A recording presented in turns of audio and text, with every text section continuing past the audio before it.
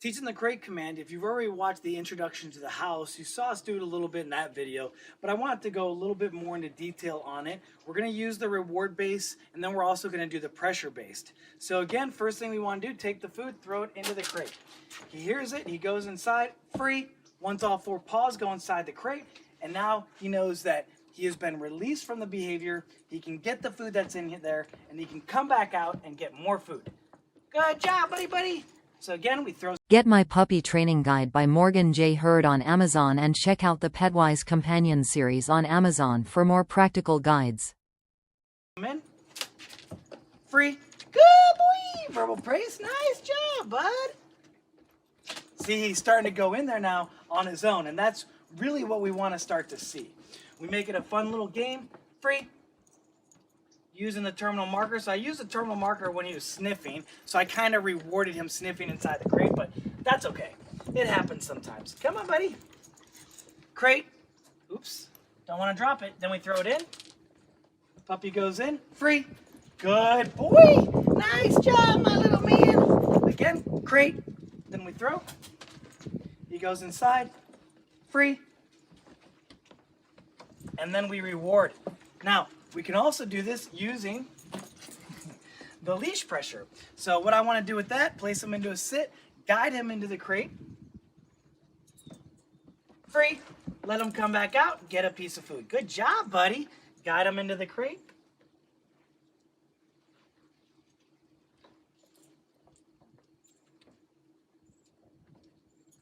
So he's trying to resist a little bit. We wait him out. Free. Good boy. Nice job, buddy. Good boy. Got him in.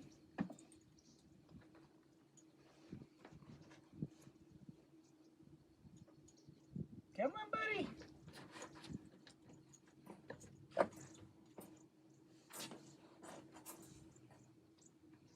Free. Very nice. Good job. Good job, my man. And if you're struggling a little bit, if they are resisting, you can do the pressure followed by food. And then the pressure is turned off when they go inside the crate. Come on, big guy. Good boy. So pressure, just like doing any other pressure exercise, pressure then food. Good boy, very nice. He comes back out. Good. Pressure, then food. Keeping the pressure on until he goes into the crate. We don't want to give him food while he's resisting, because then you will be rewarding the resisting. He gets the food when the pressure is released. So this time I'm going to do it without the food to get him to go in. So this is good. He needs to know that resisting doesn't work. So this is something you might run into. We're just going to wait. Come on, buddy.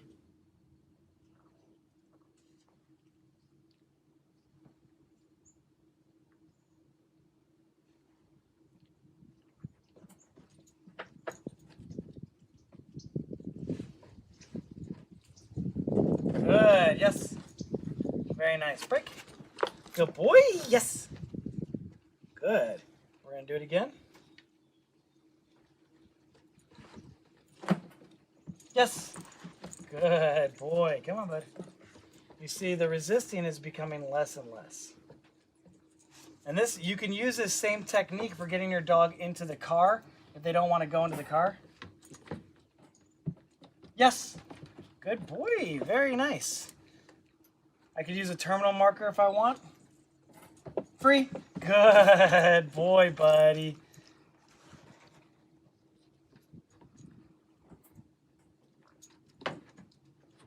Free. Good job. Very good. Very nice. Very, very nice, buddy. Come here, bud. Got him in again. Free. So now you can see he's resisting less and less because he's learning that resisting doesn't work. So why continue to do it? Free. Good boy. You just have to get past that in the very beginning when they're resisting and you feel bad. He knows what I want. Free. He's no knucklehead. Good boy. Come on, buddy. Free. Very good, my man. Let's go back. Free. So now he's going in the way that I like, using the leash pressure. So I can go ahead and name it. Crate. Then the pressure. Free. Yee! Then the reward. Crate, then the pressure. Spin them around a little bit. Free, then the reward. Good boy. Crate, then the pressure. Free. Yeah, nice job, buddy. Crate, then the pressure. Free, then the reward. Excellent. Now we're going to do a crate stay. Okay, so when I command him to go in there, I'm going to use a continuation marker so he stays in the position. And then I'm going to start closing the door a little bit, and we want to start building the duration of the dog staying in the crate, whether the door is open or the door is closed. This will help with some of those anxiety issues that a lot of people run into when they only put their dog into the crate when they're leaving for 8 hours. So we want to put them in and out of the crate randomly throughout the day. So I'm going to say crate. I'm going to guide him in. Yes. Now I'm going to reward him in there, and I'm not going to let him come out. I could use the door to prevent it. And if he comes out, we just push him back in. No big deal.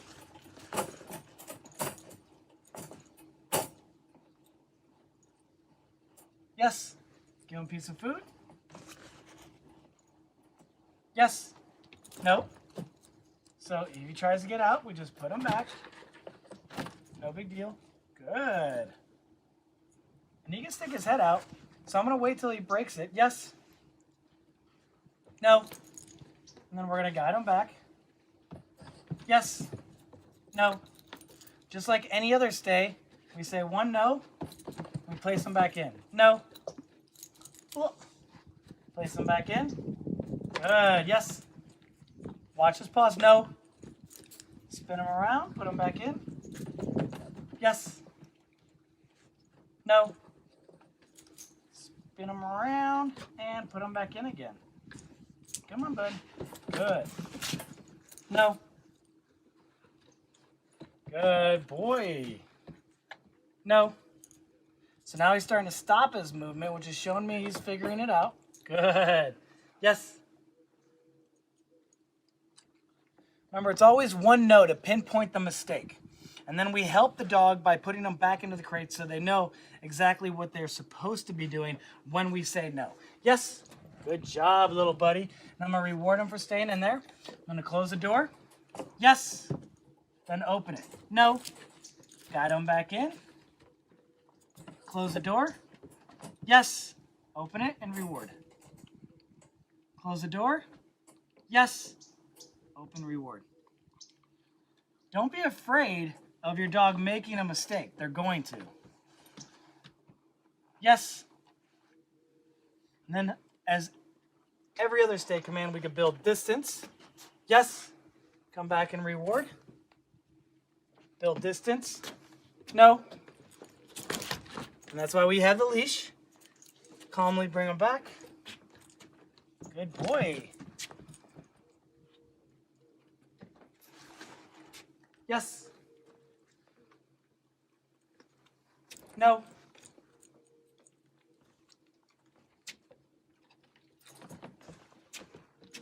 No.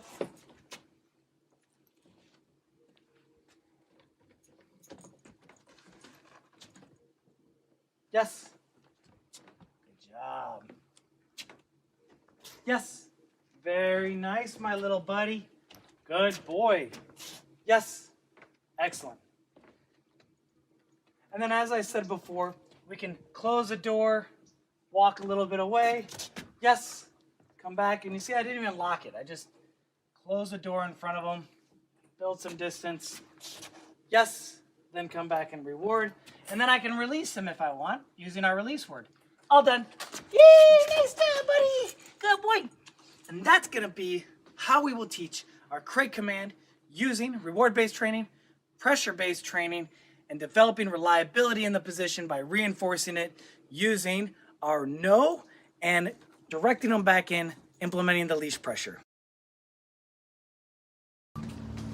Okay, so we're going to demonstrate the crate command with a couple other dogs. This is an outside crate, so it is a little dusty, but that's okay. It's good for instructional purposes. All right, now remember, we throw the food. Dog goes in, free. They get the food and they come back out. We reward them again. And when we know we have our dog performing it, we'll go ahead and name it. Crate, free. And so you can see she already knows it. Crate, yes, no. Crate, yes, no, yes, good. So I want her to stay inside. And she was excited to run back out, and I was using the continuation marker. So when she came back out, I said no. She tried to fix it by jumping on top of the crate. That was incorrect. She went back inside, said yes. She tried to step out again, and I told her no, and she went back in. So being clear with our communication. So she's doing nicely. I'm gonna go like I'm gonna close it. Yes, reward. Build distance. Yes, come back and reward. And break. We can have our dog go into the crate from a distance as well. Crate. Free. Good girl. Good. Come. Crate. Free. Good girl. Excellent. Okay. Free. Good boy. Good job, buddy. Good boy. Nicely done. Free. Good. So he's doing really nice as well. Crate. Then throw. Free. He picks up the food that I threw in there. Comes back out, gets another reward. Good boy. Crate. Then throw. Free. One reward. Good job, buddy. Crate. Yes. Good. Yes. Yes. I'm rewarding him a few times for going in there. Yes. Build a little bit of distance. Yes. No. Yes. Free. Good boy, buddy. What are you doing? Over here. Come on. Good job. Good boy. Crate. Free. Very nice. Crate. Free. Good boy. Very nice. Very simple exercise to teach, and I highly recommend teaching it this way. Crate. Free. Good boy. Lastly, how long do I need to use a crate for? This is really going to depend on the individual dog. Remember, a crate is just to help potty train them and help them teach or help them learn how to behave in the house appropriately. If your dog gets to a point where they're no longer doing any bad behaviors, and the way that I kind of read that is if I can have my dog inside the house for a 24-hour period and I don't have to tell them no once, they just know how to act in the house, then I'm going to start giving them more freedom. I might leave them in the living room when I go off to the grocery store, or I might allow them to stay in my bedroom. I'm going to slowly build that trust. And as long as my dog continues to prove that they can stay in the house without getting into trouble, then eventually the crate can go away. We no longer need the crate anymore. Because remember, a crate is just there to help potty train, help them hold that bladder, and then help them, or prevent them rather, from doing any behaviors we don't want them to own for life. So if your dog can hang out in the house and they're not going to the bathroom, they're not getting into the trash can, they're not chewing up your furniture, great. At that point, you no longer need the crate. But a lot of times I recommend keeping the crate because our dogs are den animals. So you can have the crate and kind of decorate it nicely and just take the door off, give them that space to go in and out and relax whenever they want.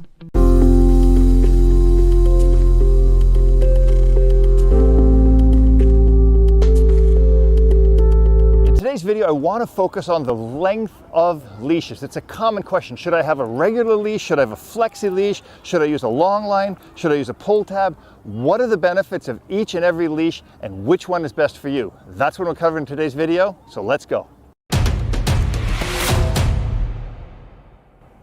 So let's start off with a real common tool, and that is the flexi leash. It's something everybody uses, super dangerous for most situations, but it can be a valuable tool. Here's something important. The flexi leash will let you walk your dog at any length. So the dog can be walked here, close to me, Goofy, with me, or he can be as far away from me as he wants. So if I want to send him to retrieve a toy, he's still on a leash. People make mistakes here where they grab the leash and try to stop the dog, and especially with the rope, they get burned. Their fingers get torn up from this. So the flexi leash lets your dog be as far away from you as possible, up to the length of the leash, or your dog's desire to be with you. So here, this gives them a lot of room. This one is 20-something feet long. The longer the leash, and I'm going to repeat this often in this video, the longer the leash, the more your dog will be at the end of that leash. The longer the leash, the more the dog will be at the end of that leash. That means if you bought him a 26-foot leash, in theory, he has a right to be 26 feet away from you. Next, let's talk about a long line. A long line is exactly that. It's a leash that's longer than a normal leash, usually made of nylon or cotton. Some are made of the biothane or even leather, and it allows you control of your dog at a distance. Now remember, still, with a long line, you're going to need to always take up the belly of the leash. In other words, you don't want your dog, watch, Goofy, you don't want him doing this and getting his legs tangled up in it, and that's usually what happens. So when the longer the leash is for your dog, the more likely you're going to be catching yourself doing this and trying to go, oh, here, and unraveling this, because people have a hard time in controlling this. A long line is a great tool if you're out in the park like I am today and you're training your dog. You can maintain control of the dog. Come on, good boy, yeah. And give them freedom to go and correct here, hey, and bring them back. As long as you understand this idea of continuously pulling up the belly of your leash here, Goofy, good boy, so that he doesn't get tangled in it, a long line, come here, is a really good tool. And what I always like to do with a long line is I always like to put a knot in the end of it so that I know when I reach the end of it, it doesn't slip through my fingers. I personally do not like, nor do I advocate people putting a handle in the end of a long line, because your dog is going to step on it and get their foot caught in here. The reason it's called a line and not a leash is because there is no handle in the end of it. It's just simply a long line. This is made of hiking webbing. It's a really good quality, several hundred pounds at least of strength, probably 1,000 pounds, I would say. Dog's not going to break free of it. He's going to have a harder time chewing through it. A really, really solid tool. Used properly, long lines work well for obedience training because I can do things like, Goofy, here, foos, sits, aus, foos. I can correct him here, use it as a very, very short leash. I can also from here, foos, stay. I can do things like at any distance here, give the dog information. I can also drop the leash and step on it when I need to. So if I was going to do a correction here and I'd say stay, I could step on this that would prevent him from going over there. Now my hands are free. I can't do this with a flexi leash. So this is where a long line comes in to a different practice. Long lines can be a really great training tool, yes, to give information to your dog, but yet to maintain control. I've used long lines for many, many years. It's one of my favorite training tools, but it's not necessarily the best leash unless you're going to focus on giving corrections to your dog at the end of a long line. What is the best function of that leash? And I'm going to give you all that information. First of all, my ideal leash for regular leash walking your dog should be about 4 to 4.5 feet. I do not use 6-foot leashes because 6-foot leashes are still what I consider a training tool to teach your dog control. What I want in a casual walk with my dog, when I'm not saying heel or anything else, I just kind of want the dog to be in my vicinity, which he is here. You see that he's checked in with me. We can walk around, but he's not on a focused heel, right? He's kind of staying within a body length behind me, maybe a body length in front of me, and I'm not going to give him corrections here, right? Because he's in this vicinity and he's on a loose leash. This loose leash is what you're really focusing on. Now, if you give your dog a 6-foot leash, he's going to be at the end of that leash. Here, he's at the end of a 4-foot leash. So it's really up to you how you want to determine that. If you want to give him a 10-foot leash, he'll be at the end of a 10-foot leash. 4 feet is a nice level of control. It maintains that kind of spatial connection with the dog that you really want. So this 4-foot leash has a handle on it. This one's made of a really nice durable leather. It has a really good snap on the bottom. And it gives your dog all the information and all the communication that he's going to need for a nice, easy walk. And sometimes I'll even fold it down here and I'll work on just controlling him here. Good. Goofy sits. Hey, if you like this lesson, hit the subscribe button and hit the notification bell, and you'll get notified of all my new videos coming up almost every single week, a new video. So the final tool I want to show you in the leash line is what's called a tab or a pull tab. Now this shouldn't be any longer than say 10, 11, 12 inches long. It's hooked to the collar of the dog, and it gives your dog that freedom. And the way this originally worked is we would start with a long line, like maybe a 15, 20 foot line. We would cut it down to 10 feet, then 6 feet, then 3 feet, and then we would end up with this. So it would maintain control. Now what I can do here is I can give the dog this freedom once he's already trained, but I can also guide him in still, right? So in other words, I could say, sit, good, Platz, stay, good. And then here I can say, Fuß. Now if he doesn't go perfect, I can go, no, Fuß. I can give him a little tiny bit of information, but it's not a leash he's dragging around. This is nothing he's gonna get his feet caught up in or anything like that. It's just a little tiny pull tab so that I can give him a little bit of, hey, good.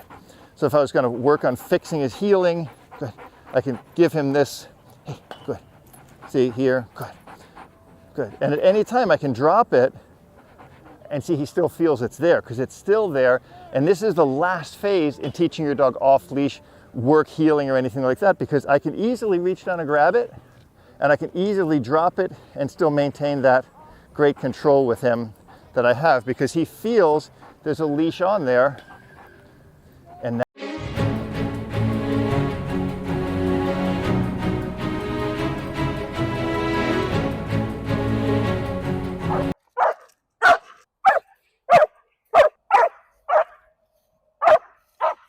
if you have an extremely reactive dog like Domino, you just saw him react like crazy, I'm going to be showing you exactly how we fix leash reactivity so we can give our dog a free, fun, off-leash life. So if you want to see how to do it, watch this video all the way through to the end. We'll see you there. So the first thing we need to do when we're fixing our dog's reactivity is discover why is our dog reactive and what are their intentions. When Domino came for his board and train, we had to figure out, is he reacting and barking at a dog to bite them? Or is he reacting at a dog to get to play? Or is he just anxious and he doesn't know how to handle it and poorly socialized? There's a lot of reasons your dog could be reactive. And after spending maybe about a day with him, we discovered he doesn't have any negative intentions. He's not gonna bite a dog. He doesn't have a bite history. Some dogs are reactive because they are just aggressive and they do wanna bite, but that's not Domino. The reason that he's reactive is because he was poorly socialized and he likes getting a reaction out of other dogs. And so now that we've discovered why he's reactive, we can hop in to start fixing the problem. So now that we've discovered why our dog is reactive, we can start getting to the bottom of actually fixing the reactivity. And there's one thing that you guys need to know when you're working on reactivity training with your dog, and that is, there's three parts to it. There is a stimuli. In Domino's case, the stimuli is a dog walking by, and often in reactivity, that is what the stimuli is. A dog walking by near him. That is what's going on in the environment. Second part is how Domino responds. What is his reaction? Does he bark? Does he lunge? Does he do whatever, right? If he reacts, that's a behavioral response. If he does nothing, that's also a behavioral response. And the third part is what we do to either reinforce or punish the behavior. We want to make a difference by letting our dog make his own decisions, and we either reinforce behaviors that we want to be repeated or discourage, other known as punish, behaviors that we don't want to be repeated. And this works 100% of the time if you do it properly. It takes proper corrections, takes a lot of training, weeks and weeks of training, but if done properly, it works 100% of the time, no matter how bad the dog's reactivity is, which is a lot of trainers can't say that they can fix 100% of dogs' reactivity, and I promise you, if you do it right, you can. All right, so let's hop into actual training. The first thing that we do with our reactive dog is we don't go and work on all this obedience. We don't teach him anything. We might teach him a loose leash walk and a heel, but that's it. We let Domino, we hook him up to a prong collar, and we let him go out and make his own decisions. We bring him into areas that there are the stimuli that causes him to react, and we want to add our punishment or our reinforcer to it. So we got treats, we got kibble, whatever your dog might like, high value, high reward, and I don't put Domino into a heel. All we do is we walk around, we have a little bit of distance between us and the stimuli, which are the dogs, and we let Domino make his own decision. If he gets worked up, we are going to correct him. And the correction level has to be the right level that we get his attention for him to just look at us. There are some examples that I can give you of a correction that is too low. Domino here is a very powerful dog and needs some heavy corrections. And so if all we're doing is popping and he's not looking at us, I know, good boy, he's not looking at us, he's going to just keep fighting through the correction, and it's not going to do anything. It's going to teach him actually to fight through it. We want the correction level to be enough where he stops and pays attention to us. That's all we want. Good boy. When we have that proper correction level, if we give a timely correction with the right correction level, we can get our dog off, and then after that, we fill the void behind a correction with good, positive behavior and reinforcement, showing a dog exactly what we want our dog to do. We're gonna work on this for a week or two. At least here, when we're working with dogs a lot, this is probably a week or two of just training. This is most of what we're doing. We find places where our dog is gonna react, we bring our dog to it to actually work with our dog on the behavior. And by the end of this part, our dog should be 90% better. They're not gonna be 100% better, but our dog should be 90 to 95% better, not reactive, you know, potentially still looking at dogs when they walk by and it really just kind of causing an issue, but no serious reacting or lunging or going crazy, at least for the most part. And once we have that, we can move on. All right, so now that we've made so much progress with our dog, we can start working on our dog's training. We can start working on these sits, the downs, the stays. We have tons of videos on our YouTube channel. You can go check them out. It's very easy to do, but we teach our dog basic obedience, adding distractions slowly as our dog gets better with it. Once we have that, we can introduce our dog to an e-collar. Again, tons of videos on how to do that. We have to do that the proper way, and our dog has to be 100% sure this is us communicating. If our e-collar training is not 100% there, we cannot move on to this step. Once our dog knows, they feel pressure, and they come here, this is us communicating, they don't freak out and run away from us, they know the automatic response is to come back to us, we can start using the e-collar. This is something that we don't do with every dog, but some dogs that struggle with that last 5 or 10%, we do this a lot with dogs to really just continue to reinforce. And we can now, because our dog is e-collar trained, we can now give them more freedom in their life. We can allow them to run around off leash and recall them in situations and places that are safe for that to happen. And what we do is we let our dog free with stimuli around. And it's gonna take higher levels than what you're used to with general training, but all we do, let our dog make our own decision, and instead of using the prong collar as a correction, we're using the e-collar as a correction.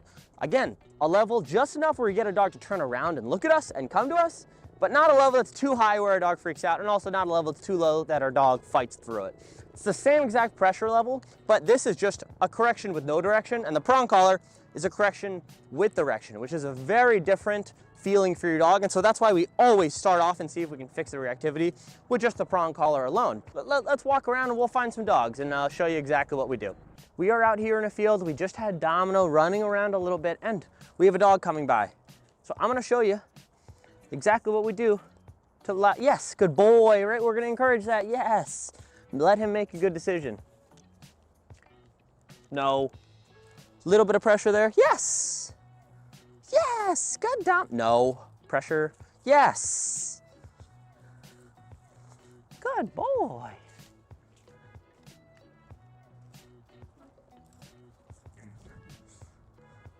We'll walk around a little bit. But all we're doing, we're letting Domino make a decision. We are either reinforcing with positive behavior or discouraging behavior using a little bit of pressure.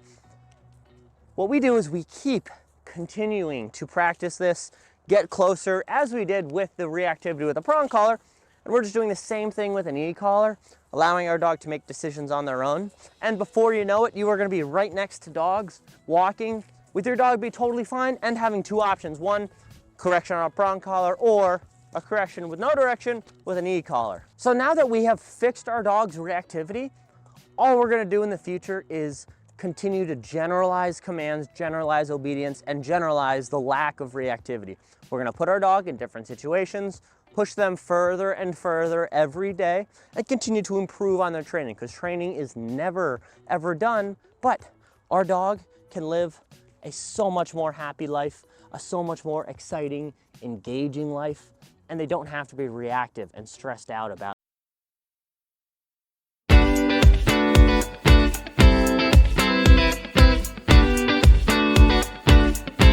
bathroom. And one of the most helpful things that you can do is get your puppy to be active. One of the things that I like to do later in the night with my training and using that toy is she's more energetic. I'll either play a little fetch, a little tug of war, or sometimes I'll just take her for a little romp around the outside of the property just to loosen things up, and she's far more likely to go to the bathroom. And often if I take her outside and she doesn't go, I find if I just walk her around for a little while, before I know it, she's gone to the bathroom. And that way I know that throughout the night she's empty, and it's very unlikely she's going to ask to go out again. I have a really important question, and it could change everything in terms of your overnight potty training. Do you know your puppy's potty schedule at this point? Now, this is something that took us a few weeks to figure out with Euchre. One of the things that we discovered is that, I'm going to talk about poop again, but she's a double pooper. In the morning, I found that I would take her outside, she'd have her normal pee, her normal poop, and I would think, woohoo, we're ready to start the day. And within an hour or so, she would be looking for a place to go to the washroom once again. And so I actually learned over time that there was certain times of day that she is much more likely to go to the washroom. And that allowed me to ensure that those times, those points had been met before we went to bed at night. It's very common for her to have to go one more time before we go to bed. So if it's getting close to bedtime and I know she still hasn't had her evening poop, I'll go through some of those things on the list I mentioned earlier about, doing a bit of training with her, maybe doing a bit of exercise, taking her for a walk, get those things moving so that she actually does follow her schedule, which makes overnight much easier for both of us. We've talked a lot in our previous potty training videos about common times where they do have to go. Things like coming out of their crate, or after they had a big nap, or after they had a lot of play. We want to take advantage of those opportunities and use it to help us make an overnight potty training plan. A lot of people think they have to set an alarm overnight and get up several times to let your puppy outside, but I'm very happy to say that you don't actually have to do that. You have an alarm system built in right here, and we would recommend that you keep your puppy's crate nearby where you're sleeping so that if they do stir, you can hear them and then get up and take them out. Now, with a lot of the other tips that we're going to be mentioning in this video, hopefully you're going to be able to find that even within the first couple nights, your puppy will sleep for a long time. She did whimper a little bit the first couple nights that she was home, but it wasn't until early in the morning that we had to get up. And I heard her stir, got up, let her out, and dealt with it at that point. But there's going to be a time when you don't want that to become the routine. Now, eventually we pushed our 6-hour time frame to, she sleeps about 8 hours a night, which is pretty great. So the way that we did that is that, after a few days of getting up at 6 a.m. to let her go to the washroom, we would then push it 5 or 10 minutes. I might let her whimper a little bit. I might just bang on her crate a little bit and tell her quiet, settle, wait a few minutes for her to settle, and then I would let her up and take her outside to go potty. And each day I sort of pushed it a bit more. And I think after the second day, she fell right back asleep for another hour or so. So it was a pretty easy transition. But it's much easier for me to feel less guilty about letting her outside if I know that before she went to bed, she fully went to the bathroom, she had good exercise. I know that I've set her up for success, so I feel less guilty about letting her out all throughout the night. She learns to have a long, good night's sleep, and so do I. Now, if you do have to get up in the middle of the night to have your dog go potty, it's really important that when you take them out, that you make sure it's all business and no pleasure. So if you come out and your puppies are running around and being, having a bit of a party, just keep the leash a little bit shorter. Just encourage them to hurry up. We often suggest teaching our puppies to go to the bathroom on command. I'll often tell her, hurry up, hurry up, hurry up, and then encourage her to go from there. If she's not going within a minute or so, I'm just going to take her back inside and put her back in her crate before we try it again. But if we come out and then we do a little play and we make it a bit of a game, I don't want her waking me up in the middle of the night so that we can go outside and have a little party together. So make sure it's all business, no pleasure, get the job done, back inside, back to bed.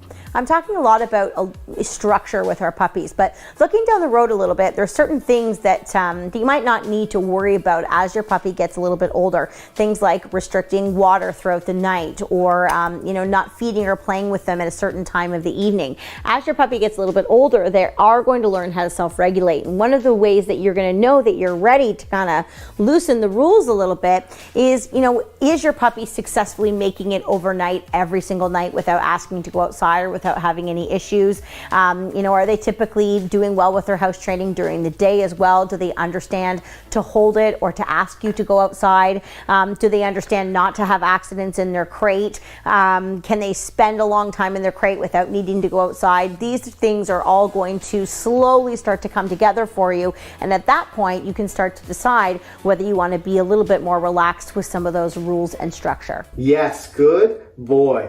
Sometimes puppy training can feel stressful, and all of the YouTube videos in the world won't help you without the right information. If you feel like you're looking for specific advice that's right for your puppy in your training situation, make sure you check out the link in the description below to our Puppy Essentials program so that you can work with the McCann Dogs instructors to find out what strategies are right for you. A common question I get is, how do I teach my puppy to let me know when they need to go outside? And there's actually some cues that your puppy's probably already giving you, and to really understand what those cues might be, we need to take a look at this next video. Here's a dog trainer hack. We know that after your puppy's been in their crate all night that they're gonna have to go. So here's what I want you to do. You're gonna grab your puppy's leash, you're gonna go open your puppy's crate and pick them up. Clip on their leash and then head up to the exterior door that you're going to use to take your puppy outside to potty. The reason we pick the puppy up is that we don't want to risk the chance that your puppy's going to have an accident when they come out of their crate, between their crate and that exterior door. So the best thing you can do is pick that puppy up so that they don't have an opportunity to make that mistake. And then you can take them up to the inside of that exterior door. Now, what most people do at this point is take their puppy directly outside, but here's the trick. At this point, we want you to sit the puppy down and hang on to the leash. Your puppy's really got two choices. It's either have an accident on the floor, which we've talked about in previous potty training videos. You know, it's not the best outcome, but it gives you an opportunity to tell the puppy that that's not what you want. Or your puppy's going to indicate, they're going to maybe sniff, or they're going to maybe go towards the door, or they're going to look to you, they're going to look a little bit uncomfortable, and that's the moment you mark with your do you want to go outside. And this is the foundation for the skill that your puppy needs to come to you to indicate that they need to go outside. Now, this isn't the kind of skill that will be learned in one session. You're going to need to plan the same routine a few mornings in a row. As well, at other times of the day, you need to be really supervising your puppy and very aware if they start to indicate that they need to go potty, and maybe those signals are sniffing or looking to you or scratching or whatever they might be. You're going to learn them in those morning sessions. If your puppy indicates they need to go outside, you need to pick them up and immediately take them out. It's beneficial to have your puppy come and find you to let you know that they need to go outside, rather than them being stuck waiting at the door while you don't know that they need to go outside. So remember, set your puppy up to be successful by starting this first thing in the morning when you know that they need to go. At this point, I hope you're thinking to yourself, there is no way that I can supervise my puppy 100% of the time. And you're right. That's why using a crate or a limited space area is so good for a young puppy in training. It gives them a safe place to go that is just their own, and it keeps them from getting into trouble when you can't watch them. Simply having a crate and putting your puppy in there doesn't necessarily mean that the accidents will stop. In fact, some puppy owners have trouble with their puppy having an accident in the crate. Let's take a look at why puppies might have accidents in their crate and what you can do to stop them. We want our puppies to be comfortable in their crate, but if you're having potty training issues and your puppy keeps having accidents, it's important to do things like remove their bedding, whether it's a bed or a towel or whatever, from their crate.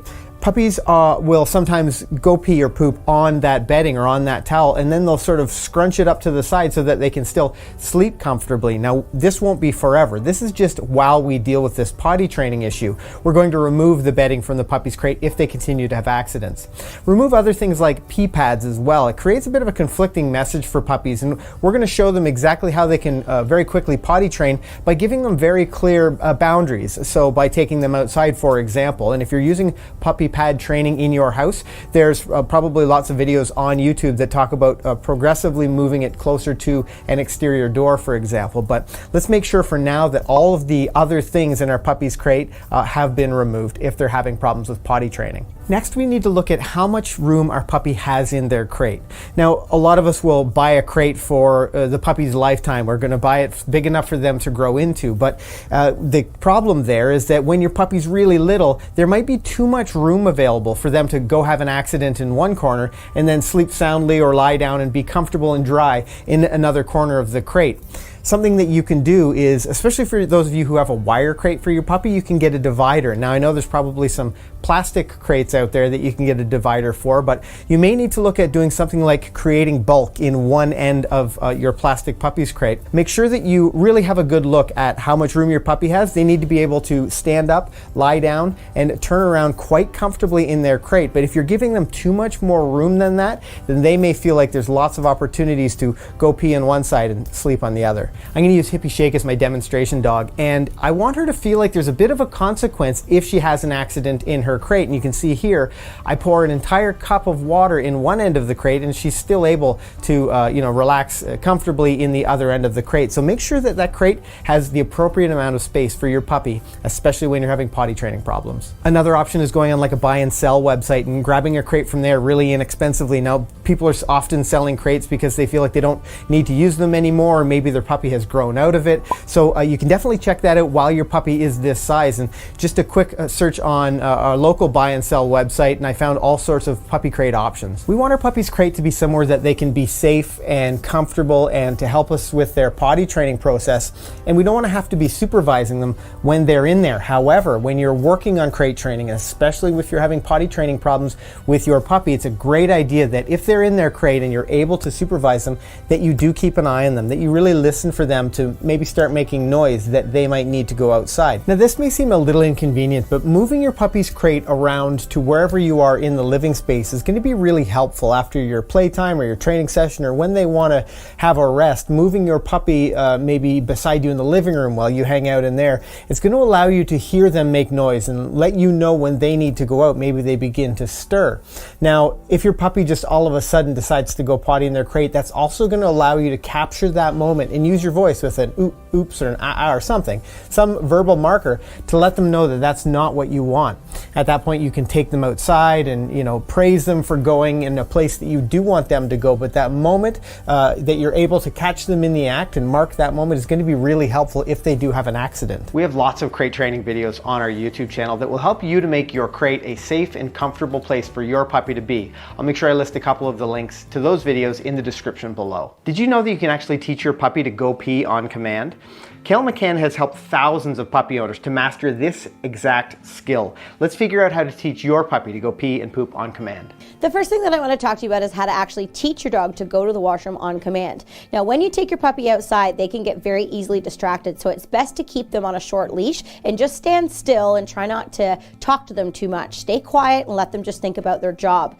Once they go to the washroom, start to pair the command that you want to use with your dog. Now, I use the command hurry up. That's what I feel most comfortable saying in public around people. And I just say that over and over and over again as the dog starts to go to the washroom. Once they finish, then I simply just praise the dog. I don't make a big deal. I don't necessarily give them cookies or treat them, but I do use my voice to let them know I'm happy with what they've done. Another thing to consider is the best time of day to teach your dog to go to the washroom on command. I like to teach my puppies when they first get up in the morning from a long sleep overnight, to take them outside at that point, because I know they have to go to the washroom. When they go to the washroom for the first couple days, I wait until they go before I start saying my command over and over and over again. The puppy doesn't know what the word means yet, so what I have to do is pair my word with the behavior that the dog is already doing. Now, after a few days go by, I may consider saying the word a few times before the dog goes and see if they start to sniff or initiate behaviors that mean that they're going to go to the washroom. If the puppy's more interested in playing and jumping around, I'm going to stop saying that command and just go silent again and wait for the puppy to go to the bathroom or show signs. And at that point, I can start repeating my word again. There's no point in giving a word if the dog doesn't know what it means. So you have to make sure the first couple days is more of a behavior and word association. One problem you might run into when teaching your dog to go to the washroom on command is that puppies often get really good at going to the bathroom on command quickly in locations that they're used to, so such as your house or places you take them on a regular basis. But there's going to be times when you have to take your puppy and make them go to the washroom in places that aren't so familiar. So maybe you're heading to a dog class, or you're traveling on the road for a while. And in my case, I fly a lot with my dogs and I have to go to a lot of different airports. And unfortunately, airports aren't always the greatest place to find areas for your dog to go to the washroom. There's there's been times when I've only had a very small piece of grass that they've have to go on, or even just concrete itself. And the fact that my dogs can go to the bathroom quickly when I ask them to, and they're not as picky about the location, it makes my 10-hour trip to Europe a lot less stressful, knowing that they're down below and they've relieved themselves and they're comfortable. Along with house training, nipping and biting is a common challenge that puppy owners have. It's because they're making a couple of really big mistakes in their training. If you want to avoid making the biggest mistakes in puppy biting training, click that card right there. On that note, I'm Ken. Happy training.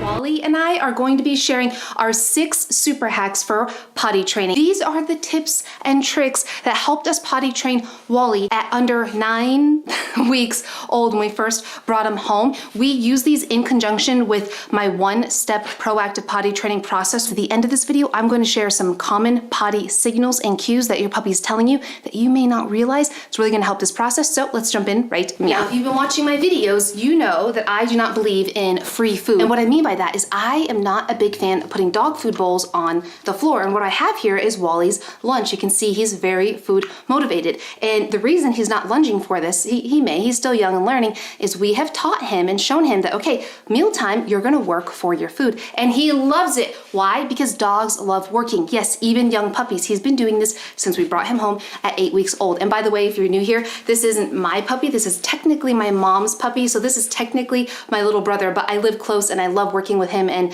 cute puppies, so why not? All right, Wally, so what we're gonna do is while we talk about these potty training super hacks to really accelerate your potty training, I'm gonna work with Wally on his place command. Okay, Wally, can you place? Yes, good boy. So he got it. So I'm going to reward that. And so for the first super hack for potty training is to feed them their meals, very relevant to this, at the same time every single day when they're puppies. Now, my dogs, my 2 dogs are 3 and almost 11 years old. I feed them at random times throughout the day. And the reason this is helpful is because then you can get their bladder and their bowel on a schedule. We knew Wally's schedule to 90% accuracy because in the beginning, and we still do, we feed him pretty much the same times every single day. He gets breakfast 6 a.m. every single day. Whether we want to wake up or not, he's ready to go, and that's when he has breakfast. We also know, because we have such a routine, that he's going to need to go number 1 within 5 minutes of eating, and then he will go number 2 every morning within 30 to 45 minutes of having his breakfast, and that's his body's routine. It makes it really easy for me to predict when he's gonna go out. Now, I really love this next super hack. It is probably one of the fastest ways to reinforce going potty outside or potty on whatever place you're gonna have them go potty on. Some people use mats or grass pads, but I'm gonna scoot back here so he gets used to practicing staying on the mat even if I'm back here. When they're outside and they go number 1 or number 2, the best way to reinforce it and to teach them to continue going outside, hi Haven, this is my cat, is to reward them at the perfect right timing. And this really matters. Yes, good boy. This is a big distraction for him because there's a cat right here that he loves to chase. So I'm gonna reward that here real quick. Good job. Yes, good boy. If you hear me saying YES to him, that's his marker word, where it's essentially my way to definitively say what you're doing is appropriate, good job. If you back that up with something of high value, whether that's a toy, praise, or food or treats, in the beginning, not forever, but in the beginning, it really puts a lot of meaning and power behind that YES marker cue. Good job. With a cat walking by, I'm so happy. Now for the best timing and the best way to reward your puppy to go when they're going potty outside is to reward them as, this is key, to reward them as they are completing their business, not after, not before. A lot of people will wait, okay, my puppy squatted, they went number 1, they finished, and then we go, oh, good job, I'm so proud of you, here's treats and play and praise. And that can work, but it's gonna work slowly. What I have found to be so effective is to reward them as they're completing their business, like while they're in the activity. So how this looks is, let's say he was squatting right now. As he's squatting, I go, yes, go potty, and then I reward him with treats, play, or praise. I do it towards the end of his stream. There's a little bit of a timing balance there. And again, if your puppy seems really distracted by giving them food, you could just use verbal praise. It's just all about the timing and rewarding them as they are finishing up their business. So they know, okay, this is what I should be doing. And then over time, you can start putting a word to it.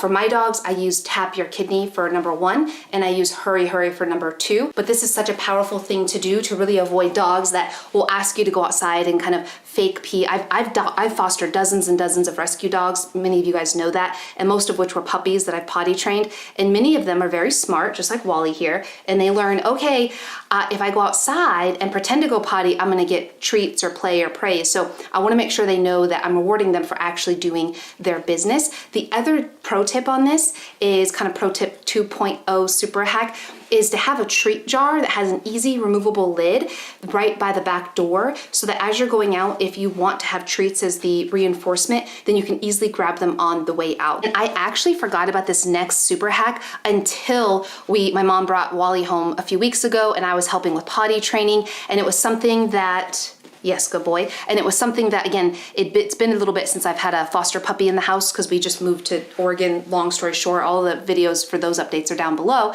And one thing to remember, especially young, small puppies, especially small breeds, their bladders can take up to 6, maybe even 8, 9 months to fully develop. So what that means is, yes, good boy, when they're going potty outside, let's say they go number 1 over by the bushes, they may come back inside and 2 minutes later have an accident inside. Reason for that is they don't always empty their bladder fully on their first try. So one super pro hack, really important thing to do is once they go potty outside, reward them as they're finishing their act and give them a few more minutes to sniff around. So that means this isn't go play, run around. This is make sure they have the opportunity to sniff and relieve themselves and be super, super cognizant and aware of their behavior. I'm going to talk in just a moment about certain signals and cues to look for dogs that are puppies that need to go potty, but also be aware that when you come back inside, especially in winter, when you go outside, it's really cold and you come inside and it's kind of warm, or vice versa in summer. Yes, good boy. He was about to get off the mat. Good job for making a good decision. But either way, you just want to make sure that when you come back inside, you're also aware that they may need to go in a couple more minutes, and that's okay, especially after a mealtime.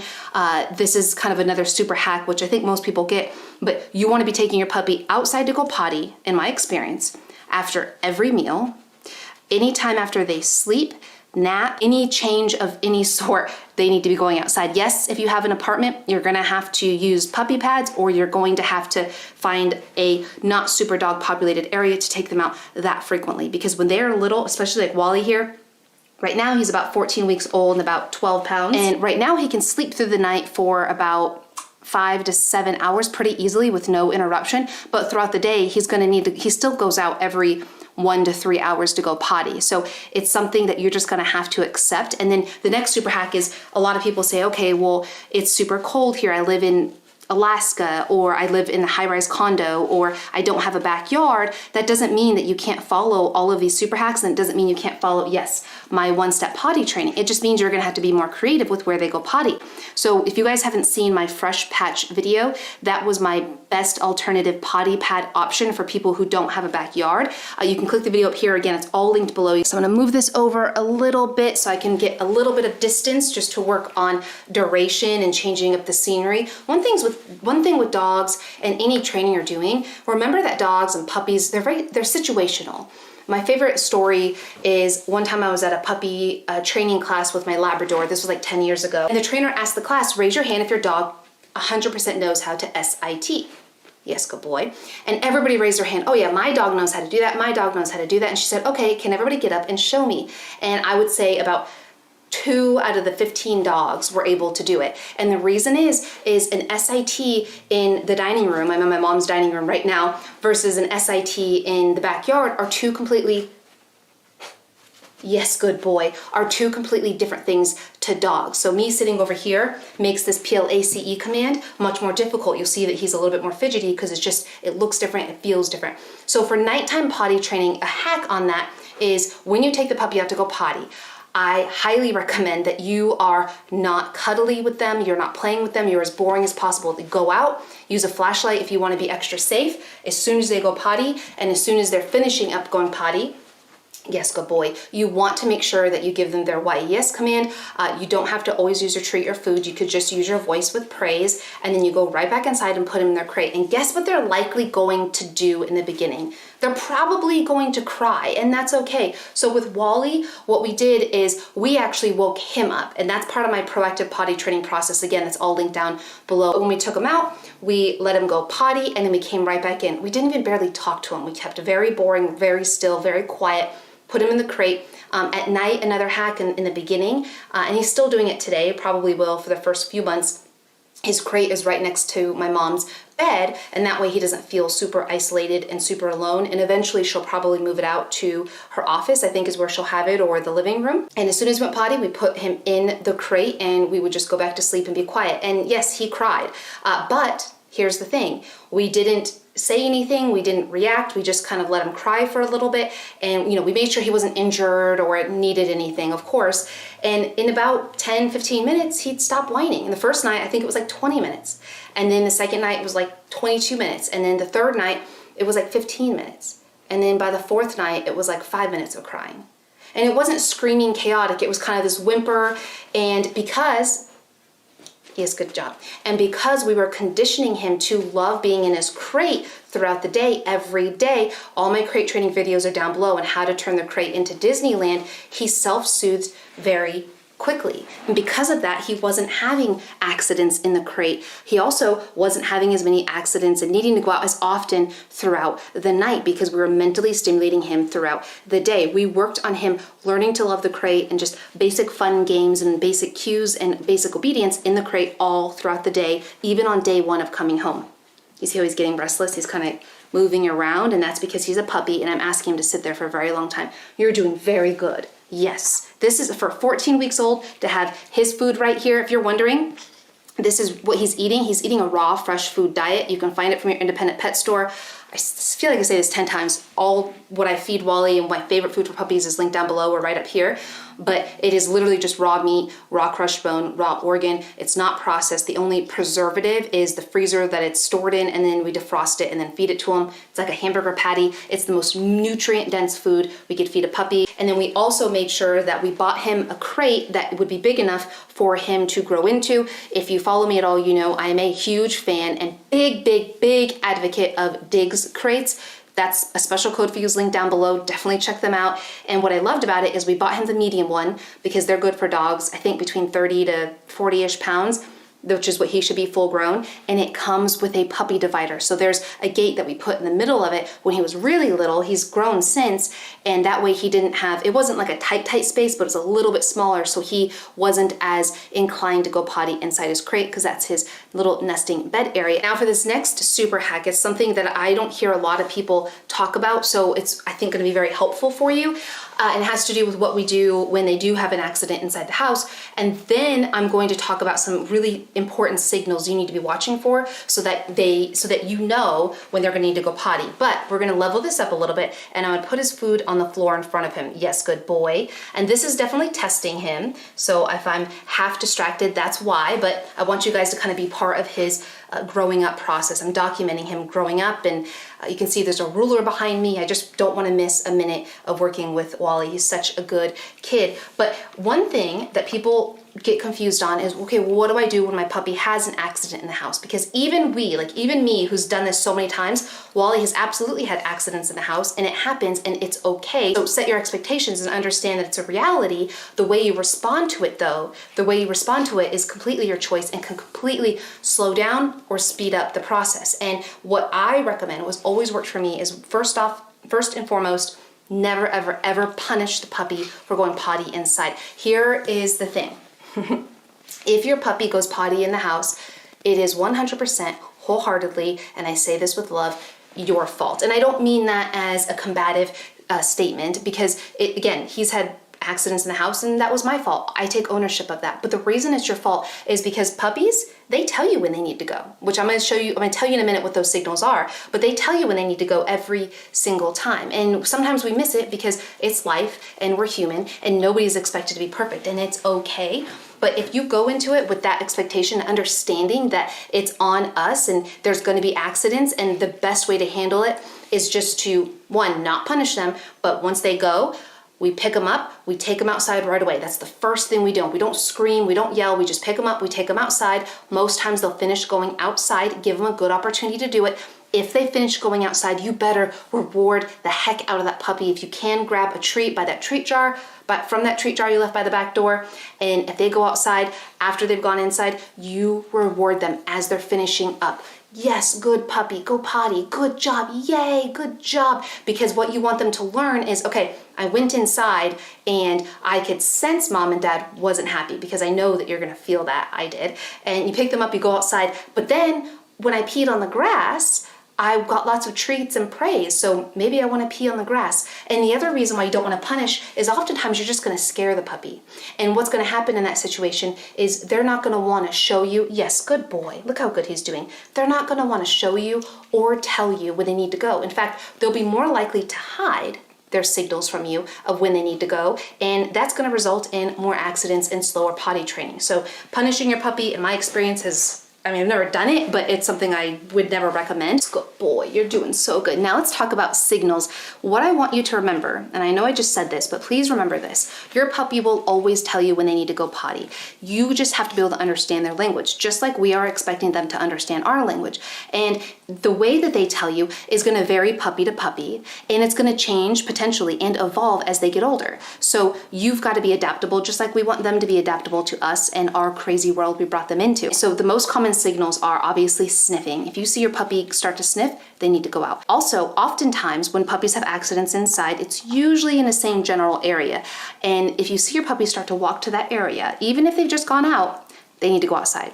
If your puppy is sitting down, let's say you have an antler that they're chewing on. If you guys want to see my favorite puppy chews, they're linked down below. Let's say they start walking in circles. Like let's say they're just hanging out and all of a sudden they're kind of walking in circles. They need to go out. Let's say they change behavior. Let's say all of a sudden they start getting scoochy butt. That's what we call when they kind of do little zoomies around the room. They need to go out. If they just woke up from a nap, they need to go out. If they just drank some water or had a treat or had some food, they need to go out. If they just had a play session, either with you or your family or a dog, they need to go out. So it's really important just to be aware that puppies may need to go out as much as every 45 minutes. Yes, you heard me right in the beginning. They may need to go out that often, and that's okay. And they may need to go out and then go potty and come back inside and need to go potty again a few minutes later. There was one day we thought Wally had a UTI. We really did. And we took him to the vet. Even though I know better, it's just when you're in it in the moment, it just sometimes you're tired, you're sleep deprived. And he had to go potty, so we took him out. He did a good, nice number 1 and a number 2. And then we came back in, and he needed to go again. I could tell, so I was like, okay, let's take him out. So then he'd gone twice in like 5 minutes. I was like, okay, he's gotta be good now. Then he had an accident inside because he was kind of sniffing, but we thought he was sniffing for the food because we dropped some of his food on the floor. Nope, he had to go potty. So I was like, okay. So he went potty, so I took him back outside, rewarded him, did that whole thing. So now he'd gone potty 3 times in like 20, 30 minutes. So we're like, okay, he's definitely got an empty bladder. Hasn't had water the past probably half hour. Then he had to go again, and he started kind of moving around the room, and I didn't think anything of it because he'd gone 3 times and he had another accident in the house. This is all within like a 40-minute span. So just beware that especially in the beginning, they're going to do things randomly, but they do always tell you. There's always a signal, and it may be quick, it may be brief, and it may not seem obvious, but it is always there. So it's up to us to really be aware of that. Look how good you're doing, Wally.